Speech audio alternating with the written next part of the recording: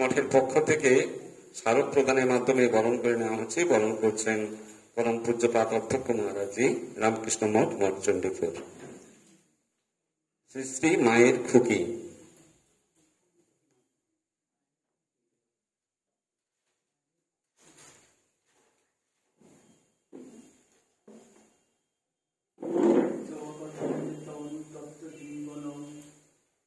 কবিভীড়িতং কল্মষাপহং শ্রবণমঙ্গলং শ্রীমত আততং ভুবি ঘৃণন্তি চে পরিদাজনা। নমঃ শ্রী জ্যোতিরাজায় বিবেকানন্দ সুরয়ে সচ্চিৎ সুখ স্বরূপায় স্বামিনে তাপহারিণে। পরম পূজনীয় মহারাজ শ্রীমৎ স্বামী বিনিশ্চয়ানন্দজি মহারাজ, আমি আভূমি প্রণাম নিবেদন করি। আর মঞ্চে আছেন পার্থ শঙ্কর অধিকারী, আজকের স্বামীজির পত্রাবলী থেকে পাঠ করবে, তাকেও আমার তরফ থেকে আমি শ্রদ্ধা নিবেদন করি। সঞ্চালনা করেন আশিস বাবু, তাকেও আমি আমার তরফ থেকে শ্রদ্ধা নিবেদন করি। মঠের অন্যান্য ব্রহ্মচারী সাধুবৃন্দ, তাদেরকেও আমার প্রণাম নিবেদন করি। গুরুজনদের যারা এসছেন ভক্তমণ্ডলী, সকলকে আমি প্রণাম নিবেদন করি। তো নিবেদিতার কথা বলবো, এটা মহারাজকে বলেছিলাম আমি। তো গতবারেও যে বলছিলাম, তো সেই কথাগুলোই প্রায় হবে। নিবেদিতা বলতে গেছিলাম, তো প্রসঙ্গটা মনে স্বামীজি ছিল, কোনো কারণে নিবেদিতা মনে হয় চলে এসেছিল এরকম। তো যাই হোক, সেটা বলতে গিয়েই আর ঠিক হয়নি। তো নিবেদিতা একটা অসম্ভব নারী চরিত্র, আর মায়েরাই বেশি আছেন এখানে। আর মায়ের কথা পাঠ হলো, সেই মা এবং মহারাজজি আমাকে বেঁধে রেখে দিয়েছেন, মা এবং নিবেদিতা এই রকমের মধ্যে থাকতে হবে। তবে নিবেদিতার জীবন চরিত্র কিন্তু সত্যি আলাদা। আমি যতটুকু পড়াশোনা করে দেখেছি, আমি আমার নিবেদিতা পড়াশোনা সত্যি কথা বলতে কি এইখান থেকে, এই চণ্ডীপুর মঠ থেকে নিবেদিতা পড়া শুরু করেছিলাম। কারণ তখন মঠের শতবর্ষ, তারপরেই নিবেদিতার সার্ধ শতবর্ষ শুরু হলো। তো তখন আমাদের এখানে গণদেবানন্দজি ছিলেন, তারপরে আমাদের তখন তমলুক মঠে অশোক মহারাজ, শতধর্মানন্দ মহারাজ। তো নিবেদিতার সার্ধ শতবর্ষে তখন একটা করা হলো যে এই জেলার বিভিন্ন স্কুলগুলোতে নিবেদিতা বিষয়ক আলোচনা করা, মেয়েদের মূলত গার্লস স্কুল, শুধু না বয়েজ স্কুল। তো আমাকে পাঠালেন মহারাজ ওই রকম এই ত্যাগীবরানন্দ, অন্যান্য মহারাজের সঙ্গেই যেতাম। তো যেতে যেতে যেতে হলে তো পড়তে হবে। তো পড়তে পড়তে অনেক বই কিনে ফেললাম। বই কিনে জানলাম যে নিবেদিতার জীবন চরিত্র অসম্ভব নারী চরিত্র। আমি আমাদের ভারতের মহিষী নারী বা পৃথিবীর অন্যান্য যখন পড়া অনেকটা পড়লাম, শঙ্করী প্রসাদ বসু, লোকমাতা নিবেদিতা, সরলাবালা সরকার, এদের যে বইগুলো যখন পড়লাম, আর আপনারা তো জানেন নিবেদিতার উপরে লোকমাতা নিবেদিতা অসম্ভব গবেষণা ধর্মী বই। তো সেই বইটা পড়তে পড়তেই অনেক, যখন আমি দেখলাম যে অন্য অন্য নারী চরিত্রকে বসাই, কিন্তু আমি পৃথিবীর কোনো নারী চরিত্রকে এর সঙ্গে বসাতে পারিনি। স্বামীজির কথায় যে মানুষ যদি দেবতা হয়, বুদ্ধ যদি দেবতা হয়, ভগবান বুদ্ধ রাজার ছেলে, তার সন্তান সন্ততি আছে, তিনি সংসার করেছিলেন। ভগবান বুদ্ধ যদি পৃথিবীর কোটি কোটি মানুষের হৃদয়ে থাকে, খ্রিস্ট সম্প্রদায়ের মানুষরা যদি যীশু খ্রিস্টকে দেবতা রূপে পুজো করে, হযরত মুহাম্মদকে যদি মুসলমান সম্প্রদায়রা দেবতা রূপে তাকে শ্রদ্ধা করে, তাহলে মানুষ তো দেবতা। কোন মানুষ দেবতা? স্বামীজি সেটা বলছেন যে নিঃস্বার্থপর মানুষ হলো দেবতা, যে মানুষ পরের জন্য কাজ করেছে। সুন্দরভাবে বলছেন স্বামীজি, খুব সহজভাবে বলছেন, অপরের জন্য নিঃস্বার্থপর ভাবে কাজ করতে হবে। অপরের জন্য নিঃস্বার্থপর ভাবে কাজ করতে হবে। তুমি যে কাজটা করবে অপরের জন্য, তোমার নিজের স্বার্থের জন্য করবে না। এবং যেদিন তুমি নিজের জন্য একটাও স্বার্থ জমিয়ে রাখবে না, সেদিন তুমি দেবত্বে উন্নীত হবে। ভগবান বুদ্ধ 500 বার এইরকম ভাবে জন্মগ্রহণ এবং প্রাণ বিসর্জন দিয়েছিলেন অপরের জন্য, তারপরেই সে বোধিত্ব লাভ করেছিলেন। সেই জন্য সে ভগবান। স্বামী বিবেকানন্দ সেই চিকাগো ধর্ম সম্মেলনে গেলেন, মে মাসে জাহাজ ছাড়লো, জুলাই মাসে পৌঁছালো, এটা 93 সালের কথা বলছি, আর ফিরে এলো 97 শেষ 98 এইরকম, 97 ফিরে এলেন। প্রায় 3.5 বছরের বেশি অধিককাল আমেরিকা এবং ইউরোপ, আমেরিকার বিভিন্ন প্রান্তে ভারতবর্ষের আধ্যাত্ম সম্পদের কথা, সেখান থেকে আবার এলেন ইংল্যান্ডে, এবং স্বামীজি চাইতেন ইংল্যান্ডে বেশি করে বলবো, ইংল্যান্ড আমার দিকে ভারতমুখী হোক, ভারতের আধ্যাত্ম সম্পদটা আমেরিকা নয় ইংল্যান্ডবাসী দেখুক। কেন? ইংল্যান্ড তখন আমাদের পরাধীন করে রেখেছে। তো যখন জয়যাত্রা আমেরিকাতে পেয়ে গেল, যখন ইংল্যান্ডে এলো, সেই ইংল্যান্ডে প্রথমবারে এলো, তখনই আলাপ হলো মার্গারেট এলিজাবেথ নোবেলের সঙ্গে। আপনারা জানেন সবাই, যেহেতু ভক্ত আপনারা সবাই, যে স্বামীজির 2-3টে বক্তৃতা দেওয়ার পর সেভিয়ার দম্পতি তো চলে এসেছিল স্বামীজির সঙ্গে, তাই তো? সেভিয়ার দম্পতি স্বামী স্ত্রী 2-3টে স্বামীজির বক্তৃতা শোনার পর ঠিক করলো যে ইংল্যান্ডের তাদের সমস্ত সম্পত্তি, স্থাবর অস্থাবর সমস্ত সম্পত্তি বিক্রি করে স্বামীজির সঙ্গে ভারতবর্ষ চলে এসেছিলেন, সঙ্গেই চলে এসেছিলেন। এই ফেব্রুয়ারি, আজকে তো 17 তারিখ, মানে 19শে ফেব্রুয়ারি আমাদের খিদিরপুর 97 ফেব্রুয়ারি মাসে, ফেব্রুয়ারিতে যেতে হবে ভালো করে ঘটা করে, বলরাম বসুর ওই জায়গাতে হবে। কেন? কলকাতা শিয়ালদা স্টেশনে এই 19শে ফেব্রুয়ারি স্বামীজি ফিরেছিলেন। তো যাই হোক, তো ইংল্যান্ডে সাক্ষাৎ হলো এলিজাবেথ নোবেলের সঙ্গে। এলিজাবেথ নোবেল তখন হেডমিস্ট্রেস, নিজের 2টো স্কুল এবং সিসেমি ক্লাবের সেক্রেটারি, ভালো লেখিকা, বড় সাংবাদিক। তার সে ক্লাবে ইয়েটস থেকে ইংল্যান্ডের সাহিত্য জগতের শ্রেষ্ঠ মানুষরা তার ওই ক্লাবে আসতেন, সেই ক্লাবের সে সম্পাদক। তার সঙ্গে আলাপ হলো, স্বামীজি আবার ফিরে গেলেন আমেরিকা, আবার আমেরিকা থেকে প্যারিস হয়ে ইংল্যান্ড হয়ে ভারতবর্ষে ফিরলেন। প্রায় 3.5 বছরের ঘটনা। তারপরে স্বামীজি এসে চিঠি লিখলেন নিবেদিতা, সেভিয়ার দম্পতি তো চলে এসছে। তখন আমেরিকার অনেক ভক্তমণ্ডলী, স্বামীজির অসম্ভব ভক্ত, বিশেষ করে মায়েদের বেশি, ম্যাকলাউড, আমাদের অলিউড, এরা তখন ভারতে চলে এসেছে। তারপর নিবেদিতা ঠিক করলো, মানে মার্গারেট এলিজাবেথ নোবেল, আমি ভারতবর্ষে যাব। ভারতবর্ষে এলেন। আপনি ভাবুন সে কি ছেড়ে এলো। ভারতবর্ষে ইংল্যান্ড থেকে ছেড়ে এলো তার 2টো স্কুল, হেডমিস্ট্রেস, ভালো লেখিকা, বড় সাংবাদিক, এত বড় সাহিত্য জগৎ, আত্মীয় বন্ধু বান্ধব সব ছেড়ে যেদিন আসবে ভারতবর্ষে, টিলাবাড়ি ডকে তাকে স্বাগত জানাতে, বিদায় জানাতে তার মা এসছেন, ছোট ভাই এসছেন, বোন এসছেন, এভেঞ্চার কুক, একটা সহধর্মী, মানে একসঙ্গে স্কুলে পড়ান তার স্কুলের সহকর্মী, সে এসছে তাকে বিদায় জানাতে। কোথায় আসছে? ভারতবর্ষে। কি জন্য আসছে?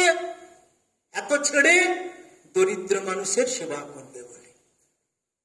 পৃথিবীর একজন নারী চরিত্র আপনারা নিয়ে আসবেন যে এত কিছু ছেড়ে দরিদ্র মানুষের সেবা করবে।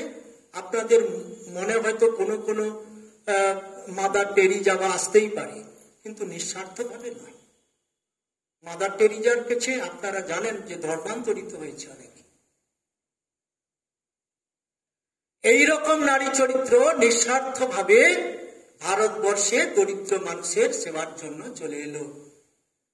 পৌঁছালো খিদিরপুর ডকে। স্বামী বিবেকানন্দ স্বয়ং গেছেন তাকে স্বাগত জানাতে, সঙ্গে আরেকজন ব্রহ্মচারী। সে কতগুলো দুই লোহারার জুঁই ফুলের মালা নিয়ে গিয়ে খিদিরপুর ডকে।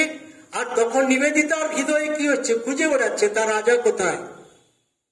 অপরিচিত দেশ, খুঁজে বেড়াচ্ছে কোথায় স্বামী বিবেকানন্দ, তার রাজা, প্রাণের রাজা। তার জন্য সে ভারতবর্ষে এসছে। জুঁই ফুলের মালা পরিয়ে তাকে পার্ক স্ট্রিটের একটি হোটেলে রাখা হলো।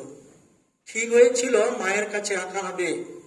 10-2 বলরাম বসু বাড়িতে, যেহেতু মা আছে, একজন সাধু আছেন, সাধু খুব অসুস্থ, যোগেন মহারাজ, সে খুবই অসুস্থ, কিন্তু ওইখানে একটা ঘর ফাঁকা ছিল, থাকা যেত,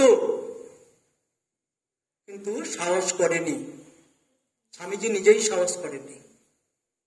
পার্ক স্ট্রিট মানে আপনারা জানেন, পার্ক স্ট্রিট তো তখন ইংরেজদের, এখনো পার্ক স্ট্রিটের একটা আলাদা ঘরানা আছে, একটা ইংরেজি ঘরানা আছে। তো সেইখানে তাকে রাখা হলো। বাংলা শেখাতে একজন ব্রহ্মচারী আসতেন।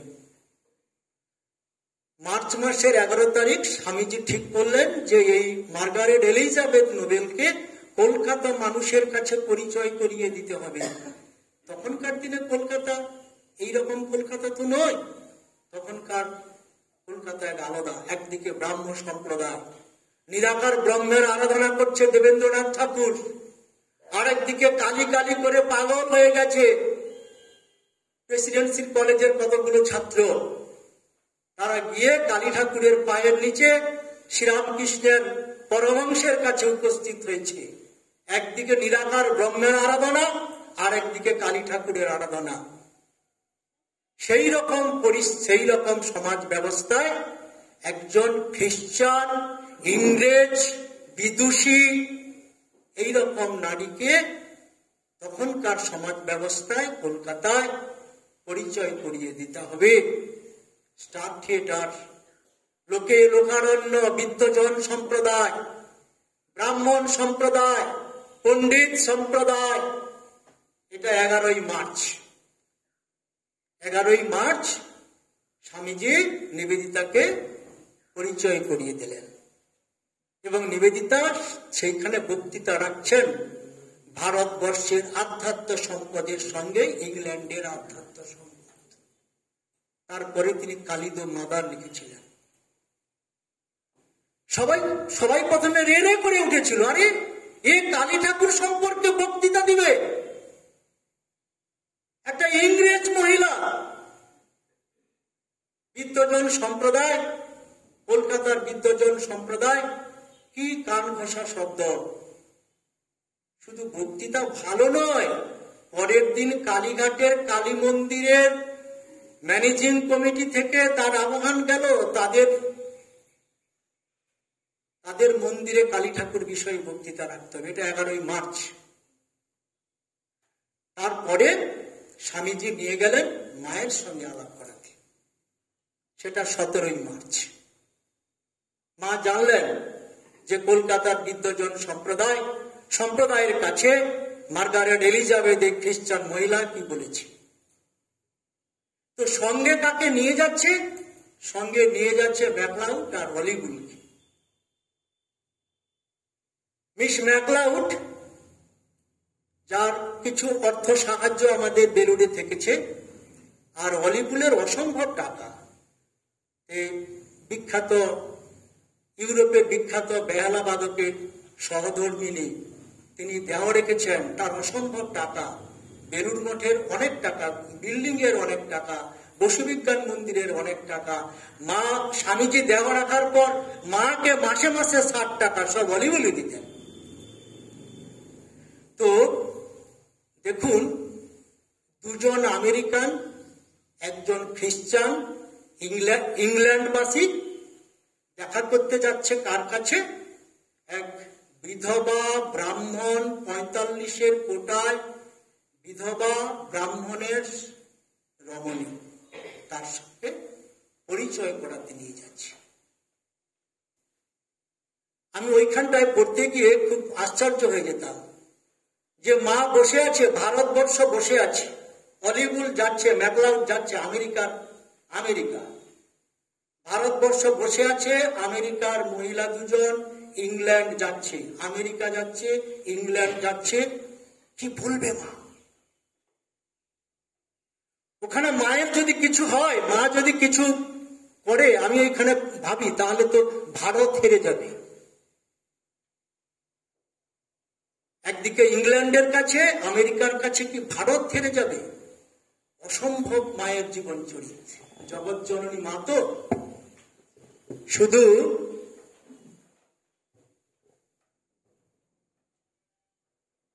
শুধু তাদের নয়, একসঙ্গে খেলেন। স্বামীজি অভিভূত হয়ে গেলেন, অবাক হয়ে গেলেন। এটা ভারতের ঐতিহ্য। ভারতের ঐতিহ্যটা সেদিন মা সারদা দেবী কোনো বড় স্কুলে কলেজে পড়েনি, কোথাও বক্তৃতা দেয়নি, কোথাও কিছু করেনি। সে যেন হৃদয় দিয়ে ভারতবর্ষ জয় করলো আমেরিকা এবং ইংল্যান্ডকে।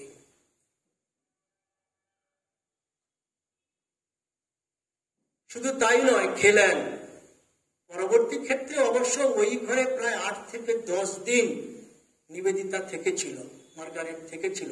মানে ভারত, মানে উত্তর ভারত, মানে হিমালয় ভ্রমণ করার পর। তারপরে 16 নম্বর বোসপাড়া-লেনে তাকে চলে যেতে হয়েছিল, এবং দরকারও ছিল। 16 নম্বর বোসপাড়া-লেন, মা থাকতেন 10-এর 2 বোসপাড়া-লেন, 16 নম্বর বোসপাড়া-লেন, ঠিক ওই পাশটাতে। তারপরে স্বামীজি ঠিক করলেন, মা যখন গ্রহণ করেছে তাহলে আর কোনো বাধা নেই, ওকে দীক্ষা দেওয়া করা হবে।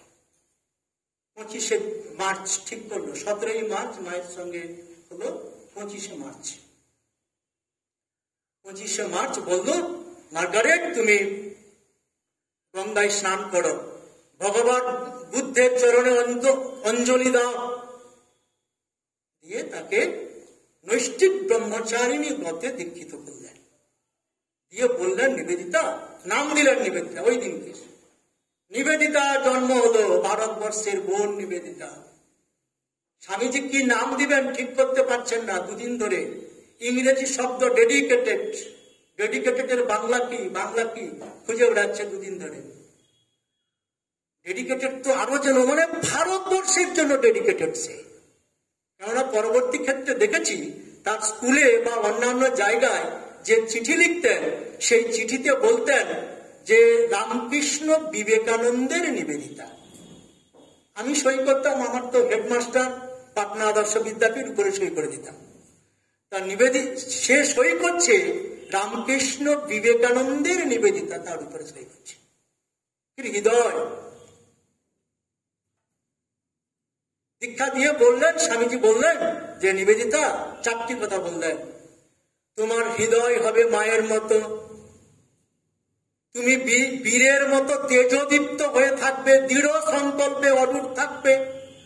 যে সিদ্ধান্ত নেবে বীর, যারা বরেণ্য, তারা তাদের সিদ্ধান্ত থেকে বিচ্যুত হয় না। তুমিও কোনোদিন তোমার সিদ্ধান্ত থেকে তুমি বিচ্যুত হবে না, তুমি বীর। আর বলছে তুমি যজ্ঞের শিখার মতো পবিত্র হবে। যে যজ্ঞ আমাদের হয়, যে নৈবেদ্য দিয়ে আমরা বিল্লপত্র এগুলো দিয়ে যে আমরা করি, যে যজ্ঞ করি, আহুতি দেই, আমাদের মনের গ্লানি, যত বিদ্বেষ, যত হিংসা, যত পাপ, যাও সেই আগুনে নিঃশেষ হয়ে যাও, পুড়িয়ে দাও। বলছে তুমি যজ্ঞের শিখার মতো পবিত্র হবে। তারপরে বলছে, দেখ এর পরে ওকে দেখবি, এ মুরব্বিয়ানা করতে আসেনি, ও জীবন দিতে এসছে, ডেডিকেটেড। তারপর উত্তর ভারত গেলেন, স্বামীজি ম্যাকলাউডকে নিয়ে, হলিগুলকে নিয়ে এবং নিবেদিতাকে নিয়ে যাচ্ছে। অমরনাথ যাত্রা, অসম্ভব অমরনাথ যাত্রা। অমরনাথ যাত্রা আপনারা জানেন, যারা যারা অমরনাথ তো গেছেন অনেকে, কেউ কেউ গেছেন নাকি? গেছেন, অমরনাথ গেছেন, পঞ্চতরণী হয়ে হেঁটে হেঁটে ওই জায়গাটা আমি গেছি। আর আমার খুব আগ্রহ যে স্বামীজি যেরকম পোশাক পরে গেছিলেন সেই পোশাকগুলো আমি বানিয়ে টুপি টুপিগুলো সংগ্রহ করে আমি গেছিলাম। তো সেখানে অমরনাথে, অমর তীর্থে ওরা গেছে, সেখানে ধ্যানস্থ হয়েছিলেন। মানে ওই যে অমরনাথের যে শিবলিঙ্গ, এটা বরফের শিবলিঙ্গ আপনারা জানেন। তো বরফের শিবলিঙ্গটা চাঁদের ছোট বড় হওয়ার সঙ্গে সম্পর্ক। চাঁদের যেরকম হবে দ্বিতীয়ার চাঁদ, তৃতীয়ার চাঁদ, সে সেরকমের ছোট বড় হয়। ভারতের অন্যতম শ্রেষ্ঠ তীর্থক্ষেত্র।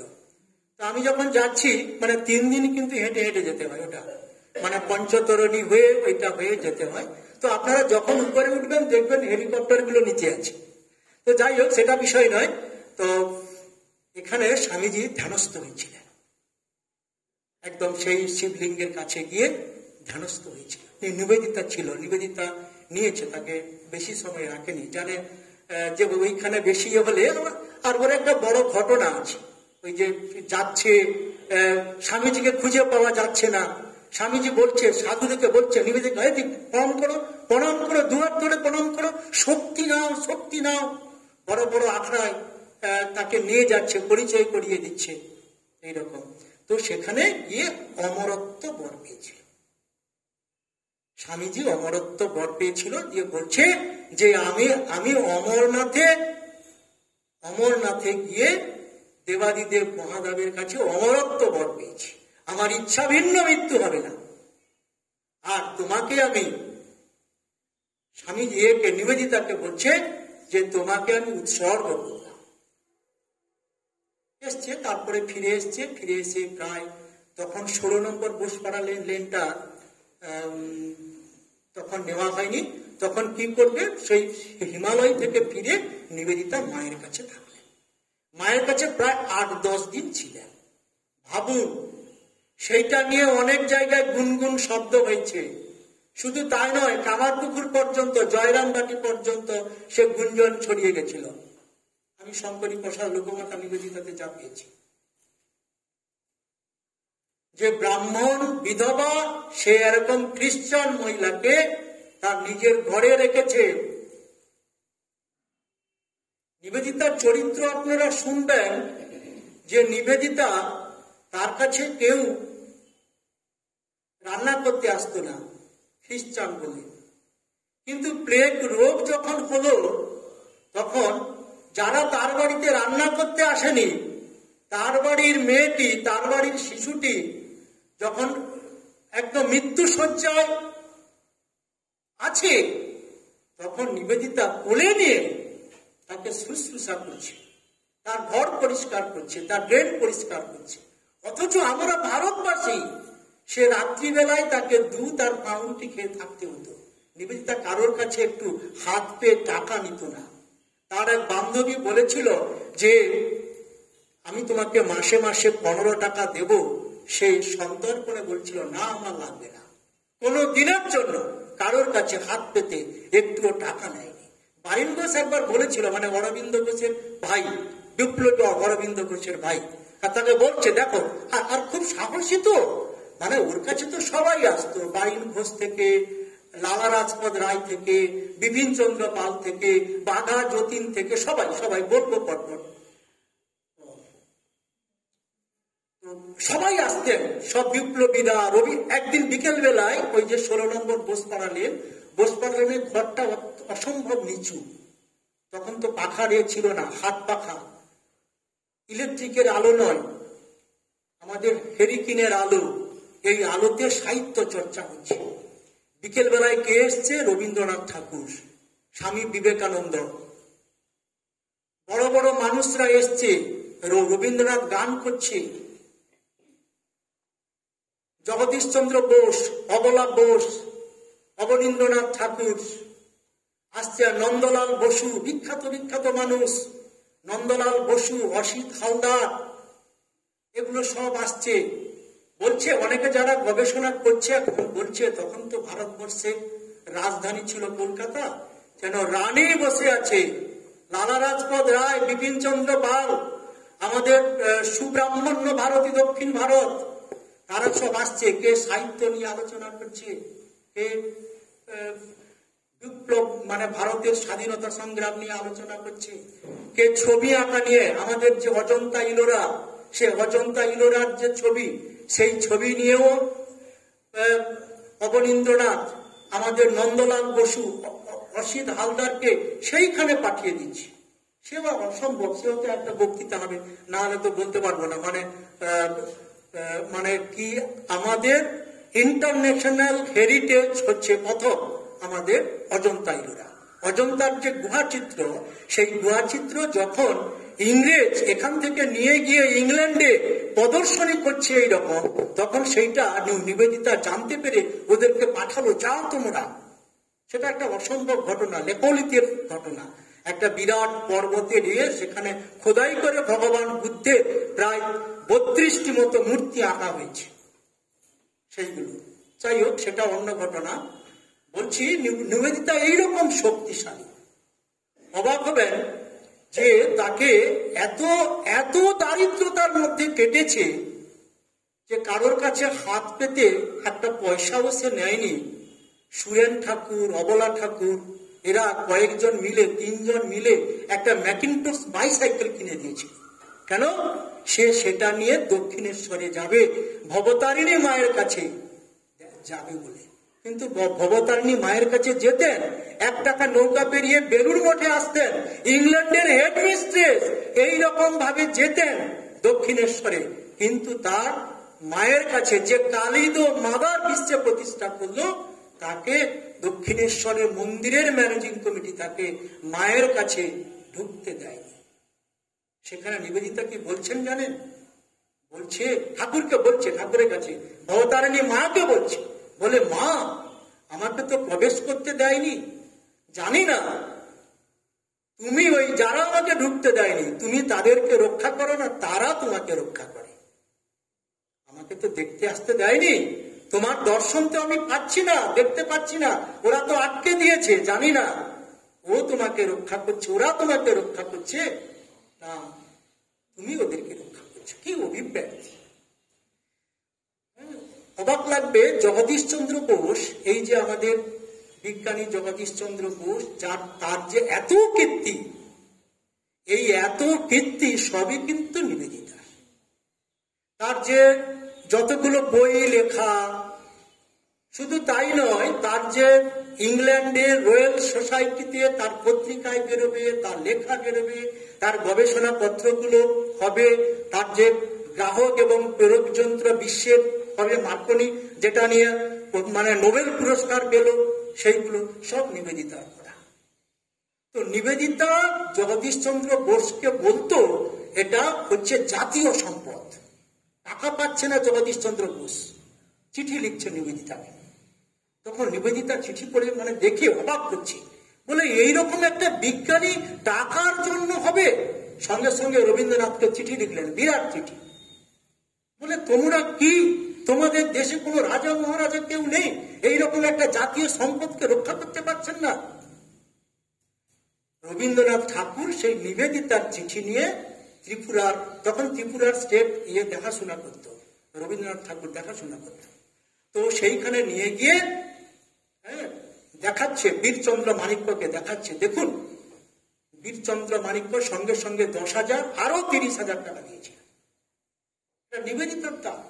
এই যে আমাদের জগদীশচন্দ্র বসুর যে বসু বিজ্ঞান মন্দির, এই যে বসু বিজ্ঞান মন্দির যারা গেছেন, কারা কারা গেছেন, গেছেন কেউ? বসু বিজ্ঞান মন্দির মানে গবেষণা কেন্দ্র, জগদীশচন্দ্র বসুর গবেষণা কেন্দ্র। রাজাবাজার সায়েন্স কলেজ, যারা মাস্টার ডিগ্রি করেছেন ক্যালকাটা ইউনিভার্সিটি থেকে, দেখলে রাজাবাজার সায়েন্স কলেজের পরে বসু বিজ্ঞান মন্দির। বসু বিজ্ঞান মন্দিরে এইরকম ঢুকলে, ওইটা তো পূর্ব দিকে মুখ করে, দেখবেন উপরে একটা বজ্র আঁকা আছে, আর ঢুকলেই বাম দিকে একটা রিলিফ মূর্তি। রিলিফ মূর্তি বলতে একটা পিতলের মূর্তি, একটা বিদেশি নারী মূর্তি, তার হাতে মশাল ধরানো আছে এবং তার নিবেদিতার চিতাভস্য ওইখানে আছে এবং শিউলি ফুল গাছ একটা লাগানো আছে, এখানে একটা ইয়ে করা আছে, মানে জল দিয়ে পদ্ম ফুল ফুটছে। ওইখানে জগদীশচন্দ্র বোস তার নিবেদিতার যে দেহাবশেষ ওইখানে আছে, উইম্বলডনে আছে, এবং নিবেদিতা যে দেহ রেখেছিলেন আমাদের দার্জিলিং এর শ্মশানে, সেখানে রায়ভিলার কথা বলা হবে না। তো বলছি যে বসু বিজ্ঞান মন্দিরে ঢুকতেই বাম দিকে নিবেদিতার মূর্তি রাখা আছে এবং সেটা তার হাতে একটি মশাল লাগানো আছে, সেই মশালটা জ্বলছে। জগদীশচন্দ্র বসু বলছে, মানে এইটা দ্বারা প্রমাণ করছে ভারতবর্ষের বিজ্ঞান গবেষণার পথপ্রদর্শক। যেমন স্কুলে খেলা বা আপনারা যে খেলার মাঠে খেলেছেন, দেখবেন খেলা যখন শুরু হয় তখন একটা মশাল দৌড় হয় না, একটা এই মাঠের চারদিকে ব্যান্ড বাজিয়ে সব চারদিকে ঘুরে আসবে একটা মশাল একটা থাকবে। সেই রকম ও প্রমাণ করছে যে বসু বিজ্ঞান মন্দির এইখানে তার হাতে মশাল দিয়ে যে ভারতের বিজ্ঞান গবেষণার পথপ্রদর্শক। All India Institute of Science Bangalore নিবেদিতার তৈরি। টাকা দিয়েছে, জমি দিয়েছে আমাদের মহীশূর কর্ণাটকের রাজা, আর টাকা দিয়েছে জামশেদজি টাটা। বসু বিজ্ঞান মন্দিরের টাকা, এই যে এত টাকা সবই দিয়েছে অলিভুলের টাকা। সুতরাং ওর জীবনচরিত আপনারা যদি দেখেন, কেউ যদি দার্জিলিং যান, দার্জিলিং এ তার যেখানে সে দেহ রেখেছে নিবেদিতা, প্রতিবারে প্রায় 7 বার দার্জিলিং গেছে 13 বছরে, কেন প্রতি বছরই জগদীশচন্দ্র বোস এবং তার স্ত্রী অবলা বোস ওদেরকে নিয়েই প্রায় দার্জিলিং যেতেন। এবং দার্জিলিং গেলে স্বামীজি থাকতেন আমাদের বেলেন ভ্যালির বাড়িতে, অর্থাৎ আমাদের বর্ধমানের যে রাজা তার বাড়িতে যেতেন, আর নিবেদিতা গিয়ে থাকতেন জগদীশচন্দ্র বসুর যে স্ত্রী অবলা বসু, তার জামাইবাবু দ্বারকা রায়ের বাড়িতে। সেটা আপনারা কেউ যদি দার্জিলিং যায়, রায়ভিলাটা দেখবেন। রায়ভিলা বিল্ডিংটা এমনি ইট দিয়ে নয়, পুরোটা কংক্রিটের তৈরি। তেনজিং নরগে যখন করেন তখন ওখানে ছিলেন। ভারতের বিখ্যাত মানুষগুলো গেলে ওই বাড়িতে থাকে। ওই বাড়ির যে কক্ষে নিবেদিতা দেহ রাখলেন, এখন গেলে দেখবেন সকাল 7টায় দেহ রেখেছিল বলে ঘড়িটাকে এখন 7টার সময় বন্ধ করে রাখা আছে এবং সেই সময়কার সমস্ত জিনিসগুলো সেই রকম ভাবে নিবেদিতার ব্যবহৃত জিনিসগুলো সেরকম ভাবে রাখা আছে এবং ওখানে দেহ রেখেছিলেন। সেখানে তার চিতাভস্য আছে এবং মরে যাওয়ার পর যখন শ্মশান ঘাটে যায়, দার্জিলিং এর মানুষরা অবাক হয়ে গেছে। সে দার্জিলিংতে এমনি বেড়াতে যেত এবং শুধু তাই নয়, ও যখন জানলো যে রক্ত আমসা হয়েছে আর মনে হয় বাঁচবে না, নীলরতন সরকার সেখানে ছিলেন, সেও আপ্রাণ চেষ্টা করেছিলেন। যখন জানলো যে বাঁচবে না, তখন নিবেদিতা তার সমস্ত তার ব্যাংকের যা এবং স্থাবর অস্থাবর যা সম্পত্তি সমস্ত কিন্তু আমাদের বেলুড় মঠকে দান করে গেছে। তারপরে সে দেহ রেখেছে। যাই হোক, আর আপনারা এই যে 16 নম্বর বোস করালেন, সেটাও হেরিটেজ মানে করা হয়েছে, 1 কোটি টাকা খরচ করে সেটা করা হয়েছে যেখানে দেহ রেখেছিলেন। আর এই যে 16 নম্বর বোস করালেন, এটাও তো আমাদের করা হয়েছে। এটা কিন্তু মানে আপনারা এখন দর্শনীয় জায়গা নিবেদিতা। কেন যে ইট দিয়ে আগেকার দিনে ইট দিয়ে তৈরি হয়েছিল ঘরটা, সেই ইটের পাঁজা তৈরি করে ইট দিয়ে 5000 ডিমের সাদা কুসুম তাকে গলিয়ে মধু ঘি রেড়ির তেল দিয়ে এত সুন্দর তৈরি করা হয়েছে। একই রকম অবয়বটা রাখা হয়েছে এই 16 নম্বর বোস পাড়ালে। যাই হোক, শেষ করতে হবে তো। নিবেদিতা, আমরা শুধু বলবো নিবেদিতা নামটি গেঁথে রেখেছি আমার হৃদয়ের রক্তসূত্রে। এইরকম নারী চরিত্র আপনারা পাবেন না। কেউ মনে রাখেনি, ইদানিং কিছু কিছু জায়গায় নিবেদিতার চর্চা হচ্ছে, বাধ্য হবে। এই মুহূর্তে আমি জানি শক্তিপ্রসাদ বাবু প্রায় 500 চিঠি বাংলায় অনুবাদ হচ্ছে, কাজ চলছে, নিবেদিতা নিয়ে অনেক কাজ চলছে। তো নিবেদিতা আপনারা নিবেদিতা ঘরে ঘরে নিবেদিতা তৈরি করুন, সমাজ পরিবর্তন করা যাবে। নিবেদিতার মতো নিঃস্বার্থপর হন, নিবেদিতার মতো ডেডিকেটেড হন, তাহলে জীবন বদলাবে। সর্বে ভবন্তু সুখিনো, সর্বে সন্তু নিরাময়া, সর্বে ভদ্রাণী পশ্যন্তু মা পশ্চিম। একটা দারুণ কবিতা নাম বলতেই হবে, সেটা নিবেদিতা। মায়ের মমতা আর বীরের হৃদয়, দক্ষিণের সমীরণে যে মাধুরী বয়। বীর্যময় পূর্ণ ক্লান্তি যে অনল জলে, অবন্ধন শিখা মেলি আর্য বেদি তলে, এসব তোমারই হোক। আরো ইয়া ছাড়া অতীতের কল্পনায় ভাসে নাই যারা, ভারতের ভবিষ্যৎ সন্তানের তরে, সেবিকা বান্ধবী গুরু তুমি একাধারে।